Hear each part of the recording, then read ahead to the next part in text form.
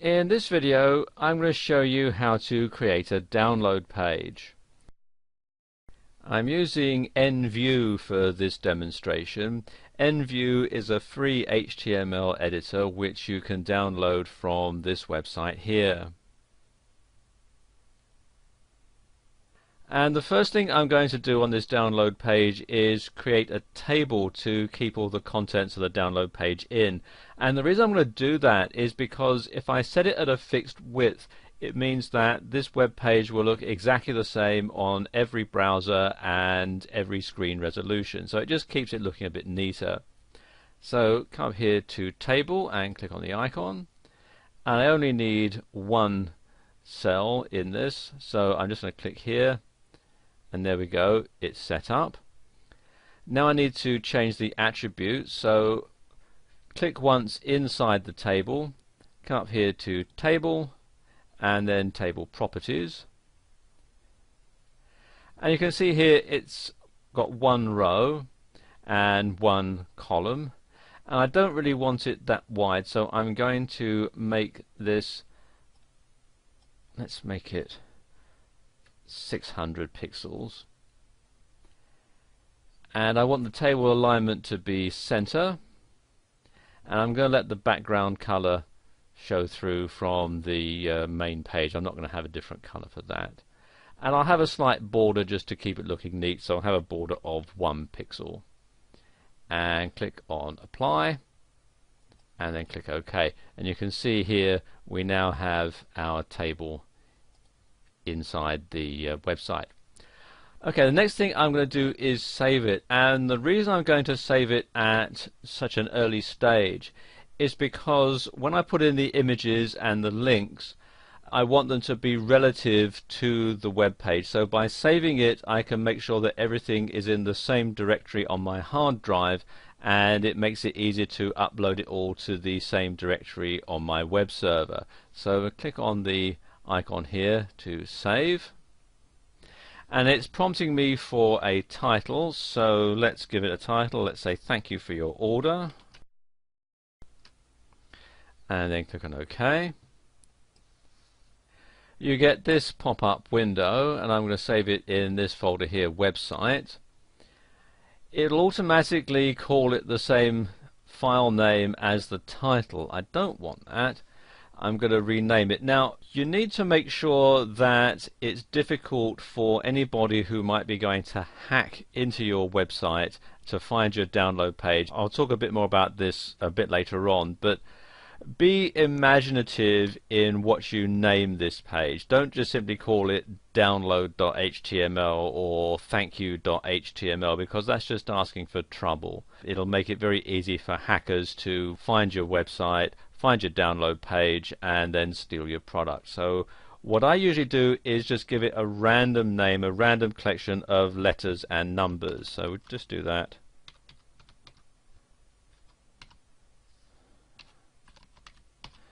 And that makes it very difficult for somebody to hack into it and find my download page. Okay, and click on save. Right, now we need to start filling in the content for our download page.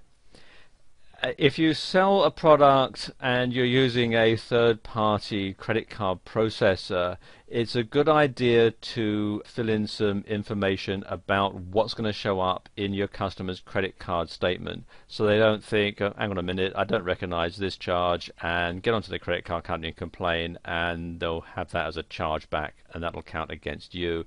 If you're selling a ClickBank product, they absolutely require you to have this. So let's just enter some information in about that. And there we go, that's put in now. Next thing obviously is you want people to know what it is that they've bought. So I find the best way of doing that is to have a picture of what it is that they've just bought. So let's enter a graphic in here now. So click here where it says image, and then we want to choose the file that we're going to import. And you can see it's an ebook that I'm going to sell here, and I've got the cover graphic here which says fantasticcover.jpg or fantasticcover.jpg. So click on that and then click on open. And you can see this little box here is automatically checked that says that the URL is relative to the page location. That way you don't have to put in a great big long URL. We want some alternate text just in case it doesn't load up into the customer's web browser properly. So let's say this is an ebook cover. You can also do an advanced edit by clicking on here. You can show we want the height and width and so on, and the HTML attributes. If you're going to have a link to it, you can put it in here as well. I don't want that in this particular case, so just going to click on OK and then click on OK again. You can see here it's now showing the ebook. I actually want it in the middle, so I'm going to click on it there and then have it aligned center. You can also go into the source code and put in a center tag above and below if you want. Okay, now let's just put some spaces in. Now you need to have the link so that the person can download your product. So we're going to put that in here, and I'm going to put in the instructions. So right click here, and I'm going to make that quite large so people don't ignore it. So I'm now going to increase the font size, so I'm going to click a couple of times there, and then I'm going to link to the product, which is a zip file. So click here on link, and again choose file, and we want to have all files, and this is the one that I'm going to download, fantastic ebook.zip, or what I want the customer to download. So click on that and click on open,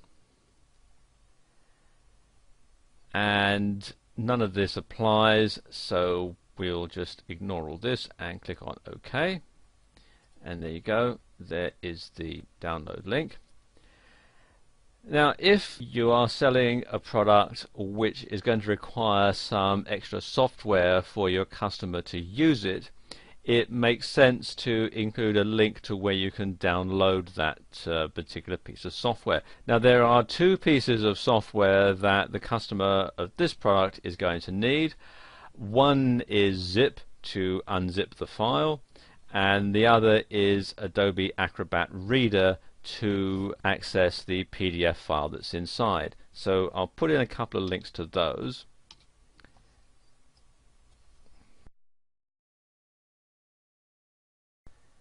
Now I'm going to insert the link where people can download zip from. Similar procedure, I'm going to click on the link tab, and I'm going to enter the complete URL into here now. Then you want to have the target where the link is going to be open. I'm going to click this one so that it'll open the link in a new window. And you want to do this if you're going to take people away from your download page so that they don't get lost and then complain that they can't get back to it. So this will open a new window where they can download zip. So we'll click on OK. And I'm going to do the same thing here for Adobe Acrobat Reader. So that's that done. Final thing you need to do is to have a link to your help desk, just in case your customers have problems downloading the file, or it doesn't unzip properly, or it gets corrupted or something like that, so they can get in touch with you easily. So again, similar thing, another link goes in here. There we are, now that's done. So now I need to save it again. And now I can just go ahead and make a few changes to the text to make it look a bit neater. First thing I'm going to do is change the typeface, because I don't really like this one. So I'm going to highlight all of that, and then I go to Format, Font, and then I want this one here, Helvetica Arial, and there we go. You can see it's changed the spacing a little bit, so I don't want an orphan on there, so I'm just going to delete where it says from. The link will still work, as you can see, and then I'm going to put a heading here. I'm going to change this and make it the heading, so come here to where it says body text, click on the little arrow, select heading 1, there we go, and it says thank you for your order, and then I'll save that again. Now the last thing to do is to stop the search engines from listing this, and the simplest way to do this is to edit the source code. Click here on the source code tab, and up here in the head tag area you want to put a meta tag for the robots. So we type here left arrow meta space name equals quotes robots close quote space content equals quotes no follow, no archive, no index, close quotes, right arrow, and then another meta tag which is revisit, so meta name equals revisit,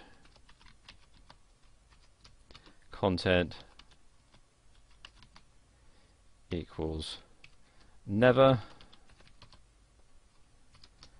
and then close the tag. And what this is doing is it's telling Google and the other search engine spiders that you don't want this particular page indexed in the Google index, you don't want it archived in the Google archive, you don't want any links that are on it followed, and basically after you've been to this page, robot, don't come back. So there you go, and save that as well. There are other precautions that you can take to stop your download from being stolen or to stop your download page from being found and hacked into.